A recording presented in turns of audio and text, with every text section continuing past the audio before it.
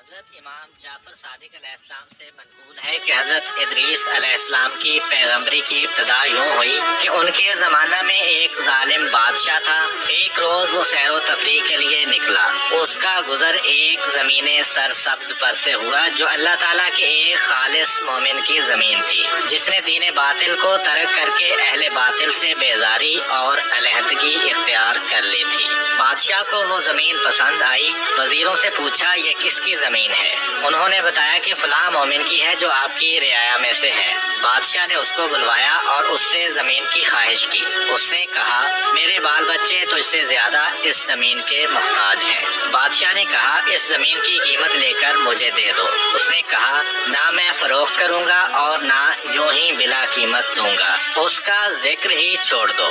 بادشاہ کو غصہ آیا اور اس کے تیور بگڑ گئے۔ اسی حالت میں غضبناک اور متفکر واپس ہوا۔ اس کی ایک زوجہ ازارکا میں سے تھی جس کو وہ بہت چاہتا تھا اور اکثر اس سے مشورہ کیا کرتا تھا۔ جب وہ اپنے دربار میں بیٹھا تو اس عورت کو بلایا۔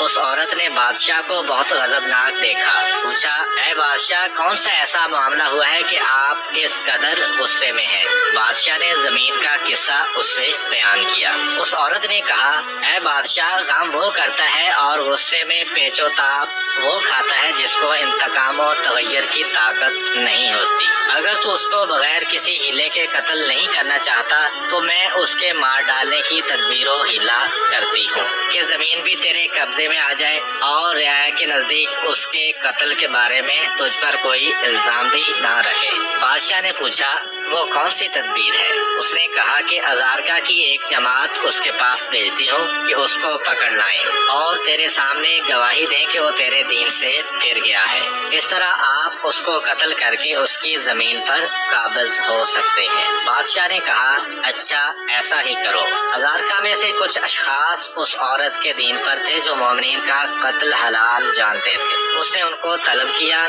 انہوں نے بادشاہ کے سامنے گواہی دی کہ وہ بادشاہ کے دین سے منحرف ہو گیا ہے۔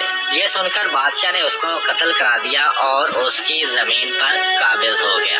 اس مومن کے قتل کی وجہ سے حق تعالیٰ غضبناک ہوا اور حضرت ادریس علیہ السلام کو وحی فرمائی جس کے الفاظ کچھ یوں ہیں تو نے اس مومن کو قتل پر اکتفا نہ کیا بلکہ اس کی زمین بھی غصب کر لی اور اس کے اہل و عیال کو محتاج و مجبور کر دیا۔ مجھے اپنے عزت و جلال کی قسم ہے کہ قیامت میں اس کے بدلے میں تجھ سے انتقام لوں گا اور دنیا میں تیری بادشاہی مٹا دوں گا، تیرے شہر کو برباد کر دوں گا اور تیری عزت کو ذلت میں تبدیل کر دوں گا اور تیری عورت کا گوشت کتوں کو کھلا دوں گا۔ کیا میرے صبر اور برداشت نے جو تیرے امتحان کا باعث تھا تجھ کو مغرور کر دیا ہے؟